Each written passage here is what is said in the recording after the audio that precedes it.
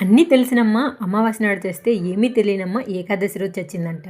అలా అన్నీ నాకు కానీ ముందే తెలిసినుంటే నేను మాత్రం మా హస్బెండ్‌ని ఇంతకు ముందు కంపెనీ అస్సలు మారనిచ్చేదాన్ని కాదండి. మా హస్బెండ్ ముందు వర్క్ చేసే కంపెనీలో కంపెనీ వాళ్ళు ఎంప్లాయీస్‌కి కొన్ని షేర్స్ అయితే ఇచ్చారంట. ఆ షేర్స్ అమాంతం పెరిగిపోయి ఒక్కొక్క ఎంప్లాయీకి 40,00,000 పైనే వచ్చి పడ్డాయంట. నేను మా హస్బెండ్‌తో అంటూ ఉంటాను, మనం కూడా అదే కంపెనీలో ఉంటే మనకు కూడా వచ్చేది కదా అని. 8 ఇయర్స్ బ్యాకే మనము కంపెనీ చేంజ్ అయిపోయాము. అలాంటిది లాస్ట్ ఇయర్ వచ్చేసిన వాళ్ళు, 1 మంత్ బ్యాక్ వచ్చేసిన వాళ్ళు ఇంకెంత బాధపడాలి. ఆశకి హద్దుండాలి. ఆడవాళ్ళ నోటికి పొదుపుండాలి. మనకి రాసి పెట్టుంటే ఖచ్చితంగా వచ్చేది అన్నారనమాట. అంతేలేండి, అదృష్టం చెప్పి రాదు, దురదృష్టం చెప్పిపోదు.